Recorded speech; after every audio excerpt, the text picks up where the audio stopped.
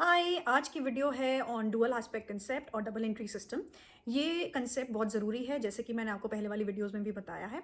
आज की वीडियो में हम कुछ इंपॉर्टेंट टर्म्स देखेंगे, नई टर्म्स सीखेंगे, जैसे कि डेबिट एंड क्रेडिट, जो फाइनेंशियल अकाउंटिंग में बहुत फ्रीक्वेंटली यूज़ होंगी और बहुत इंपॉर्टेंट भी हैं।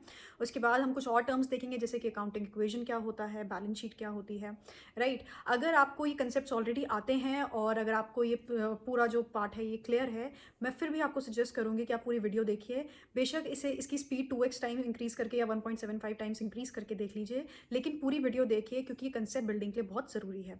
ये वाली वीडियोस जो हैं ये प्राइम इंपॉर्टेंस की हैं, क्योंकि यहीं से हम लोग थ्योरी से प्रैक्टिकल की तरफ जाएंगे और थ्योरेटिकल कंसेप्ट से हम लोग ये देखेंगे कि हम लोग उसे प्रैक्टिकली कैसे अप्लाई करते हैं। तो हर एक वीडियो जो अब हम बना रहे हैं वो बहुत ज़रूरी हैं और ज़रूरी है कि आप उन्हें स्किप ना करें, उन्हें रिलीजियसली देखें, ताकि आपके कंसेप्ट जो हैं वो बहुत स्ट्रॉन्ग हो जाएं।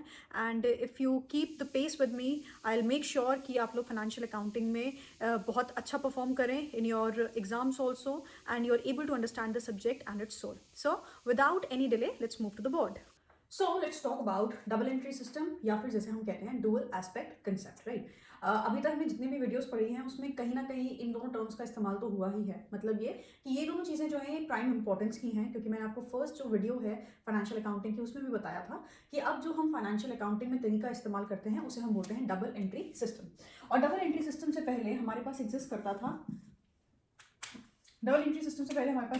था सिंगल एंट्री सिस्टम। पहले इसे समझ लेते हैं और फिर आते हैं हम लोग डबल एंट्री सिस्टम पर। सिंगल एंट्री सिस्टम का मतलब ये था, सिंगल मतलब सिर्फ एक, एंट्री मतलब अब जब आप कोई भी ट्रांजैक्शन करते हैं तो उसका आप कोई ना कोई लेखा जोखा या फिर कहीं पे भी आप उसे रिकॉर्ड करके रखते हैं, उसे हम बोलते हैं एंट्री। और सिस्टम यानी कि तरीका। तो जो सिंगल एंट्री सिस्टम था उसमें कोई भी जो ट्रांजैक्शन होती थी, ट्रांजैक्शन यानी कि जो आपका मॉनेटरी इवेंट होता था, उसे हम किसी एक जगह पर रिकॉर्ड कर लेते थे और उसे हम बोलते थे सिंगल एंट्री सिस्टम। लेकिन जो ये सिंगल एंट्री सिस्टम है इसमें कुछ लूप होल्स थे, इसमें कुछ शॉर्टकमिंग्स थी, और इन शॉर्टकमिंग्स से उभरने के लिए, इन शॉर्टकमिंग्स से आगे आने के लिए हम आए डबल एंट्री सिस्टम पर। डबल एंट्री सिस्टम के एवोल्यूशन के बारे में मैंने आपको फर्स्ट वीडियो में बता रखा है, तो अगर आपने वो नहीं देखी है तो आप लेक्चर 1 फाइनेंशियल अकाउंटिंग की सीरीज का पहला लेक्चर देख सकते हैं। उसमें आपको पता चल जाएगा कि डबल एंट्री सिस्टम किसने दिया था और ये कब से प्रेवलेंट है। ओके, तो सिंगल एंट्री सिस्टम में कुछ फ्लॉज थे, कुछ शॉर्टकमिंग्स थी, और वो कवर अप हो गई किसमें, डबल एंट्री सिस्टम में। अब डबल एंट्री सिस्टम में हम हर एक ट्रांजेक्शन को 2 बार रिकॉर्ड कर रहे हैं, राइट। मतलब हम ये कह रहे थे कि कोई भी जो ट्रांजेक्शन होगी उसके 2 इम्पैक्ट होंगे, एक ही बिजनेस पे उसके 2 इम्पैक्ट होंगे। हमें उन दोनों इम्पैक्ट को देखना है और उन दोनों की एंट्री करनी है, राइट। सिंगल एंट्री सिस्टम में हम क्या करते हैं, जैसे मैंने कहा कि ये मार्कर बनाने का एक बिजनेस है मेरा, एक फैक्ट्री है जहाँ पे ये मार्कर बनते हैं। इसके लिए मैंने रॉ मटेरियल खरीदा और रॉ मटेरियल आया let's say plastic and ink. तो प्लास्टिक और इंक मैंने खरीदा है, तो सिंगल एंट्री के हिसाब से जब ये रॉ मटेरियल मेरे पास आएगा तो मैं इसे सिर्फ एक जगह पर रिकॉर्ड कर लूंगी। प्लास्टिक और इंक आया है मेरे उसमें बिजनेस में लेट्स से 10,000 रुपीज का, तो ये होगा मेरा सिंगल एंट्री सिस्टम। लेकिन डबल एंट्री सिस्टम में हम ये देखेंगे कि जो ये इवेंट है, जो ये फाइनेंशियल ट्रांजेक्शन है जिसमें प्लास्टिक और इंक मेरे बिजनेस में आई है, उसके 2 इम्पैक्ट्स कौन से हैं। हम उन 2 इम्पैक्ट्स को फाइंड आउट करेंगे और उन दोनों इम्पैक्ट्स को हम लोग रिकॉर्ड करेंगे, पहले इम्पैक्ट को भी और दूसरे इम्पैक्ट को भी। आई नो अभी चीजें इतना सेंस मेक नहीं कर रही होंगी, लेकिन towards the end of the video I am very much sure आपको पूरा डबल एंट्री सिस्टम समझ में आ जाएगा। सो मेक श्योर कि आप वीडियो को बिना स्किप करे देखेंगे, राइट। कोई पार्ट अगर आपको समझ में आ भी रहा है और वो थोड़ा एक्सटेंड हो रहा है तो show some patience and try to stick with the video so that concepts are very much clear to you, right. तो अब हम आते हैं डबल एंट्री सिस्टम पर। सिंगल एंट्री सिस्टम में क्या शॉर्टकमिंग थी ये भी आपको तभी समझ में आएगा जब आप डबल एंट्री सिस्टम को अच्छे से समझ लेंगे। डबल एंट्री सिस्टम, जैसे मैंने लास्ट क्लास में बताया था, इसे हम डुअल एस्पेक्ट कंसेप्ट के नाम से भी जानते हैं। अगर हम जनरली एक्सेप्टेड अकाउंटिंग प्रिंसिपल्स की बात करेंगे तो वहां पे ये डुअल एस्पेक्ट कंसेप्ट के नाम से भी जाना जाता है। तो आज हम बात करेंगे डबल एंट्री सिस्टम की या फिर डुअल एस्पेक्ट कंसेप्ट की। So without any further delays, let's move to double entry system and your dual aspect concept. Dual aspect का मतलब भी वही है जो डबल एंट्री का था। डुअल यानी कि 2, एस्पेक्ट यानी कि हर एक ट्रांजेक्शन या हर एक इवेंट, फाइनेंशियल ट्रांजेक्शन या फिर फाइनेंशियल इवेंट के 2 एस्पेक्ट्स होंगे। सो डुअल एस्पेक्ट कंसेप्ट, जब हम इसे जनरली एक्सेप्टेड अकाउंटिंग प्रिंसिपल्स के अंदर पढ़ते हैं तो इसे डुअल एस्पेक्ट कंसेप्ट कह देते हैं। और अगर आपके क्वेश्चन पेपर में ये क्वेश्चन आएगा कि हम कौन सा सिस्टम फॉलो करते हैं अकाउंटिंग में, तो आप लिखेंगे we follow double entry system. Okay, तो चलिए let's discuss dual aspect concept. इसे हम समझेंगे एग्जाम्पल के थ्रू। अब मान के चलिए आपके पास कोई भी बिजनेस है, आपने कोई भी बिजनेस स्टार्ट किया। अब सबसे पहले मैं मान रही हूँ कि आपने कोई भी बिजनेस स्टार्ट किया। है। उस बिजनेस को स्टार्ट करने के लिए आपको कुछ ना कुछ इनपुट्स चाहिए ही होंगे, राइट। फॉर एग्जाम्पल आपने कहा कि मुझे ये बिजनेस स्टार्ट करने के लिए कुछ मशीनरी चाहिए है। मैंने कहा ठीक है, आपको कुछ मशीनरी चाहिए है, ठीक है। उसके बाद आपने कहा कि मुझे इसके अलावा क्या चाहिए होगा, एक प्रीमाइसेस, एक लैंड या फिर बिल्डिंग भी चाहिए होगा। तो मैंने कहा ठीक है, आपको क्या चाहिए है, बिल्डिंग की भी ज़रूरत है, ठीक है। उसके बाद लेट्स से आपने कहा कि रोज़ के कामों को मेंटेन करने के लिए, रोज़ के रॉ मटेरियल खरीदने के लिए, और अगर आप लोगों को हायर करेंगे उसके लिए आपको क्या चाहिए होगा, कैश भी चाहिए होगा। ट्रू इनफ, आपको कैश भी चाहिए है। और वहीं पर आपका जो पूरा बिजनेस चल रहा होगा वहाँ पे आपको कुछ फर्नीचर की ज़रूरत भी पड़ेगी। वो वाली जगह मैं खाली छोड़ रही हूँ, मैं यहाँ पर लिख रही हूँ, आपको फर्नीचर की ज़रूरत भी पड़ेगी, ठीक है।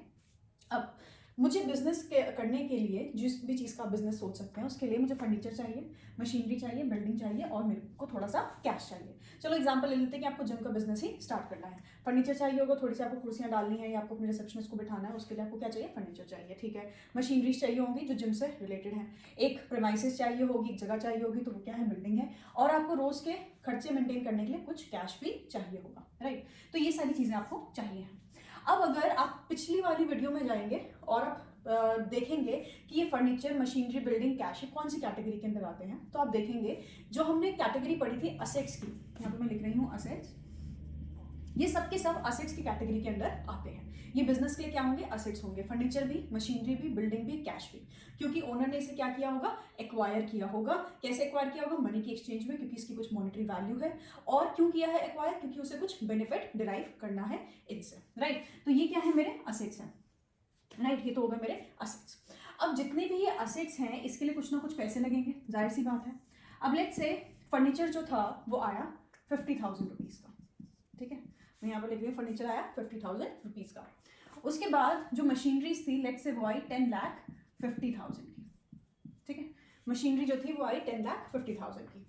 उसके बाद जो बिल्डिंग थी लेट्स से वो है 2 लाख रुपीज़ की। चलिए मैं यहाँ पे लिख रही हूँ 2 लाख रुपीज़ की आपकी जो जगह है जो आपने ली है वो है। अभी इसका एक्चुअल प्राइस से कोई लेना देना नहीं है, अभी हम सिर्फ एक एग्जाम्पल ले रहे हैं। और लेट्स से कैश आप लेकर आए हैं 1 लाख रुपीज़ का, 1 लाख रुपीज़ आपको चाहिए, अभी ये नहीं है, ठीक है। तो टोटल अगर मैं आपसे कहूँ कि आपको कितना पैसा चाहिए है, so this will be 10,50,000 plus 50,000 will be 11 lakh, then 11 plus 2 will be 13, then 13 plus 1 will be 14 lakh rupees. तो मतलब मुझे टोटल कितने असेट्स की ज़रूरत है, 14 लाख के असेट्स की ज़रूरत है। अब आपको जो बिजनेस स्टार्ट करना है आपको उसमें 14 लाख रुपए चाहिए हैं। तो या तो आपके पास ही 14 लाख रुपए होंगे, राइट, यानी कि ओनर अगर आप हैं और आपके पास क्या है 14 लाख रुपीज़ हैं, तो आप क्या करेंगे, बिजनेस में ये पैसा लगाएंगे और ये सारी चीज़ें खरीद लेंगे। मतलब ओनर जो है वो कैपिटल देगा, राइट। कैपिटल कितने की लगाएगा, वो 14 लाख की लेकर आएगा और उससे क्या होगा, ये सारे असेट्स बिजनेस के आ जाएंगे। अब अगर आप ध्यान से देखेंगे बिजनेस में क्या हुआ है, 2 चीज़ें हुई हैं। एक चीज़ बिजनेस में कैपिटल आई है और दूसरी चीज़ बिजनेस के असेट्स भी इंक्रीज हुए हैं, राइट। तो ये क्या है, ये है डुअल एस्पेक्ट कंसेप्ट।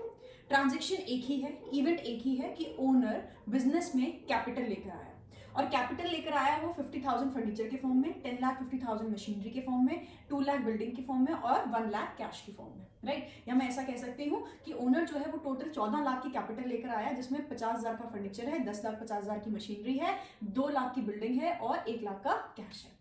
तो मतलब है तो ये एक ही ट्रांजेक्शन, लेकिन ये कितने एस्पेक्ट्स हैं इसके, ये 2 एस्पेक्ट है। ये है इसका पहला एस्पेक्ट और ये है इसका दूसरा एस्पेक्ट। ये 2 एस्पेक्ट्स क्या है, पहला बिजनेस की कैपिटल क्या हुई, इंक्रीज हुई, राइट, क्योंकि ओनर ने क्या किया है, बिजनेस में जब पैसा लगाता है या पैसे के इक्विवेलेंट कोई भी चीज लगाता है तो उसे हम क्या बोलते हैं, कैपिटल बोलते हैं। तो बिजनेस में कैपिटल इंक्रीज हुई और बिजनेस के असेट्स भी इंक्रीज हुए और असेट्स का नाम क्या है, हम सबको गिवन है।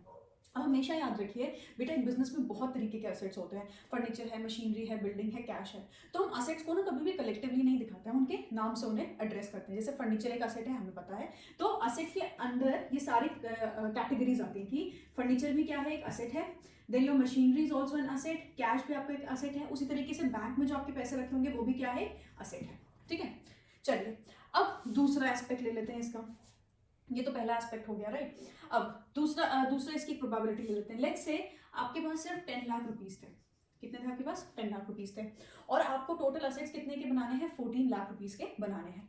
तो इसका मतलब क्या है कि आपके पास क्या तरीका है, आपके पास कैपिटल है 10 लाख रुपीस की और इसके साथ आपको कुछ पैसा उधारी पर लेना पड़ेगा, और कोई तरीका तो है नहीं। अब फॉर एग्जाम्पल मैं बाकी जो बचे हुए 4 लाख रुपए हैं वो मैं अपने फादर से ले लेती हूँ, राइट, वो अपने फादर से ले लेती हूँ। मेरे फादर ने कहा कि आपको ये पैसे वापस लौटाने की जरूरत नहीं है, राइट। अगर उन्होंने ये कह दिया कि पैसे वापस लौटाने की जरूरत नहीं है तो वो तो किसका पार्ट बन गया, मेरी कैपिटल का पार्ट ही बन गया। अब मेरी टोटल कैपिटल कितनी हो गई है, 40। फादर मुझे कहेंगे कि मुझे ये पैसे वापस करने पड़ेंगे एक स्पेसिफिक टाइम पीरियड के बाद, तो मतलब ये क्या है, मेरे ऊपर उधारी है। और उधारी को हम बिजनेस में क्या बोलते हैं, बिजनेस की लैंग्वेज में हम इसे बोलते हैं लायबिलिटी। लायबिलिटी इसका मतलब क्या होता है, उधारी, राइट। तो मतलब मेरे पास कितने की लायबिलिटी आ गई, 4 लाख रुपीस की लायबिलिटी आ गई। अब आप बाकी ऑप्शंस भी देख सकते हैं, जैसे आप बैंक से पैसा ले सकते हैं, तो बैंक भी पैसा आपको किस पे देगा, उधारी पर देगा, तो अगेन वो क्या है, लायबिलिटी है। उसके बाद आप क्या कर सकते हैं, आप अपने किसी दोस्त से पैसा ले सकते हैं, आप अपने किसी नोन से पैसा ले सकते हैं, तो again that will be a liability. तो मतलब अगर आपको बिजनेस स्टार्ट करना है और बिजनेस में कुछ असेट्स लेकर आने हैं तो उसका 2 ही तरीके हैं, या तो आपके पास अपना पैसा होगा यानी कि ओनर का अपना पैसा होगा, या फिर ओनर को क्या करना पड़ेगा, बिजनेस के लिए उधारी पर पैसा लेना पड़ेगा।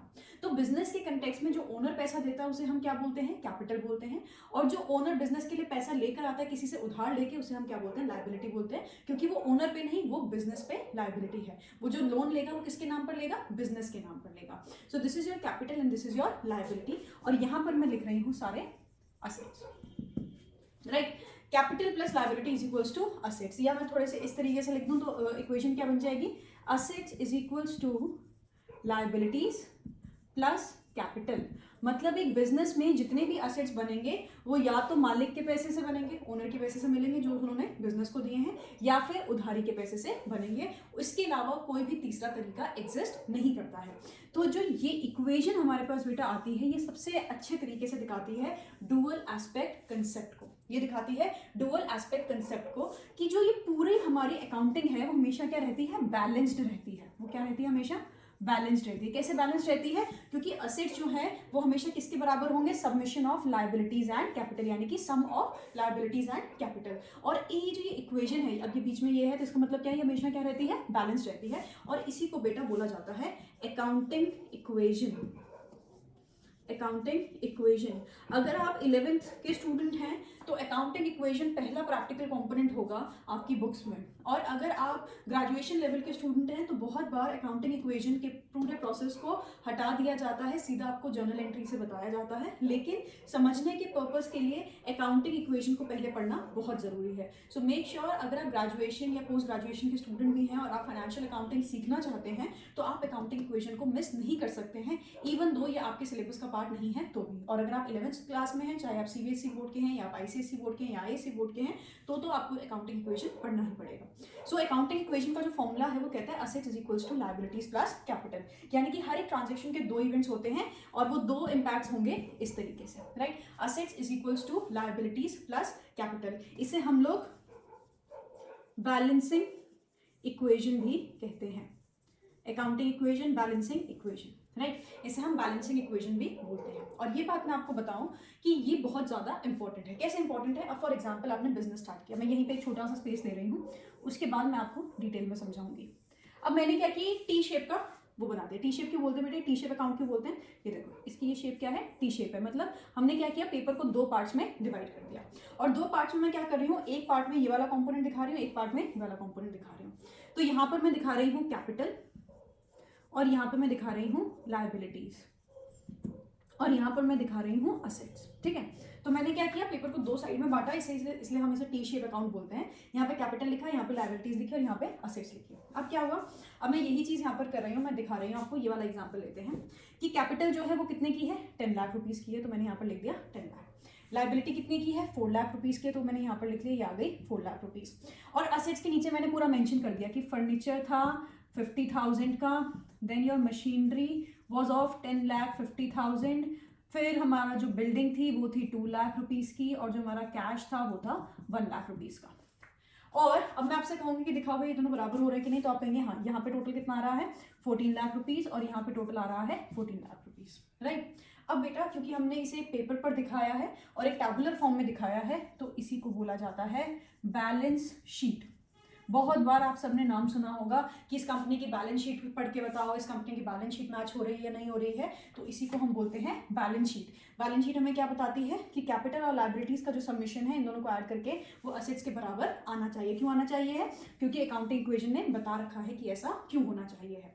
नाउ अब अगर मैं कहूँ कि कैपिटल थी, लेट्स से ये हो गया 11 लाख रुपए, ठीक है, लायबिलिटीज है 4 लाख रुपए की, तो इसका टोटल कितना आ जाएगा? 15 लाख रुपए, राइट। और असेट का टोटल आ रहा है 14 लाख रुपए। इसका मतलब ये है कि आपके बिजनेस से 1 लाख रुपए क्या है? गायब है किसी ना किसी फॉर्म में, राइट। या तो ओनर ने ही किसी और ओनर ने ले लिए हैं, या फिर किसी तरीके से कोई कैलकुलेशन मिस्टेक हुई है। ये फायदा होता है बेटा डबल एंट्री सिस्टम का। यहाँ पे हमारे पास तरीका है ये चेक करने का कि जब ये दोनों बराबर नहीं आ रहे हैं तो मतलब हमने कोई गलती की है अपने पूरे अकाउंटिंग के प्रोसेस में। सिंगल एंट्री सिस्टम में ये पॉसिबल नहीं था। सिंगल एंट्री सिस्टम में अगर हमारे पास 15 लाख आ जाता लास्ट में तो हम इसे करेक्ट मान लेते, 14 लाख आ जाता तो हम इसे भी करेक्ट मान लेते, और 13 लाख आ जाता तो हम इसे भी करेक्ट मान लेते, क्योंकि हमारे पास कंपेयर करने के लिए कोई और वैल्यू ना होती। वहीं जब हम डबल एंट्री सिस्टम की बात करते हैं तो हमें ये पता है कि बेटा हमारी बैलेंस शीट जो है या जो हमारी अकाउंटिंग इक्वेशन है वो क्या होनी चाहिए? बैलेंस होनी चाहिए, वो बराबर होनी चाहिए। और अगर वो बैलेंस नहीं होगी इसका मतलब ये है कि हमने कहीं ना कहीं पे कोई ट्रांजैक्शन मिस की है या कहीं ना कहीं पे कोई ट्रांजैक्शन एक्स्ट्रा लिख दी है। तो इसीलिए इसे हम बोलते हैं डबल एंट्री सिस्टम। और सिंगल एंट्री सिस्टम से बेटर क्यों है? क्योंकि सिंगल एंट्री सिस्टम में क्या होता है, सिंगल एंट्री सिस्टम में हमारे पास कोई भी तरीका नहीं होता है चेक करने का कि जो हमारे पास फाइनल वैल्यू आ रही है वो सही है या फिर नहीं है। लेकिन डबल एंट्री सिस्टम में क्योंकि एक ही ट्रांजेक्शन को हमने 2 जगह रिकॉर्ड किया है तो देयर आर चांसेस कि एक जगह सही किया होगा, दूसरी जगह गलत किया होगा। तो लास्ट तक आते आते हमें पता चल जाता है कि हमने कहाँ पर या कुछ हमने गलती की है, और उसके बाद हम उसे ठीक कर सकते हैं, हम उसे रेक्टिफाई कर सकते हैं। और इसे हम बोलते हैं बैलेंस शीट। और इसीलिए हम कहते हैं कि बैलेंस शीट हमेशा क्या होनी चाहिए? मैच होनी चाहिए। अब फॉर एग्जाम्पल ले लो, यहाँ पे बिल्डिंग थी 4 लाख रुपीज की, तो हमारे जो टोटल एसेट्स हैं वो आगे 16 लाख के, और हमारी कैपिटल और लायबिलिटीज आ रही है 15 लाख की। अब 15 लाख रुपए बिजनेस में लाके हमने 16 लाख के एसेट कैसे बना लिए? ये तो पॉसिबल है ही नहीं। तो मतलब या तो मैंने अपना कोई एसेट ओवर वैल्यू कर रखा है, मतलब अपनी वैल्यू से ज़्यादा पर लिख रखा है, या फिर मैंने कहीं पर ओनर ने या तो 1 लाख रुपए और डाले थे बिजनेस में, या उसने लायबिलिटी और ली थी 1 लाख रुपए की और मैं उसे लिखना भूल गई हूँ। तो यहाँ से मुझे पता चल जाएगा कि कुछ गड़बड़ है। इसीलिए हम लोग डबल एंट्री सिस्टम या फिर डुअल एस्पेक्ट कंसेप्ट इस्तेमाल करते हैं। अब जो मैंने ये पूरी आपको चीज़ें बताई हैं, हमने लास्ट लेक्चर में 6 टर्म्स डिस्कस की थी, और उसमें से अगर मैं बात करूं हम 4 टर्म्स डिस्कस कर चुके हैं। अब बेटा याद रखना, जहाँ पे भी मैं कैपिटल बोल रही हूँ वहाँ पे ड्राइंग्स अपने आप आ जाता है, क्योंकि कैपिटल का जस्ट उल्टा क्या होता है? ड्राइंग्स होता है, राइट। जब कोई ओनर पैसा लगाता है बिजनेस में तो वो कैपिटल होती है, और जब एक्सट्रैक्ट करता है तो हम उसे बोलते हैं ड्राइंग्स। तो मतलब हम क्या क्या चीज़ें डिस्कस कर चुके हैं? Assets, liabilities, capital, drawings. अब हमारे पास 2 चीज़ें बची हैं, और वो 2 चीज़ें क्या हैं? एक हमारे एक्सपेंसेस या फिर लॉसेस, और एक हमारा गेन्स या फिर इनकम, राइट। अब हम इनके बारे में भी बात करते हैं in your double entry system. पहले हमें याद रखना है कि डबल एंट्री सिस्टम और डुअल एस्पेक्ट कंसेप्ट हमें ये कहता है कि हर एक ट्रांजैक्शन या इवेंट के 2 इंपैक्ट्स होते हैं। और टू स्टार्ट विद दिस हम एक इक्वेशन फॉर्म करते हैं, assets is equals to liabilities plus capital, और ये हमने देख लिया कैसे। अब मैं इसके बाद इस बोर्ड को क्लियर करके कुछ एग्जांपल्स लेते हैं जिसमें एसेट, लायबिलिटी और कैपिटल की बात हो रही है, और हम देखते हैं कि हर एक ट्रांजैक्शन के 2 इंपैक्ट कैसे आते हैं।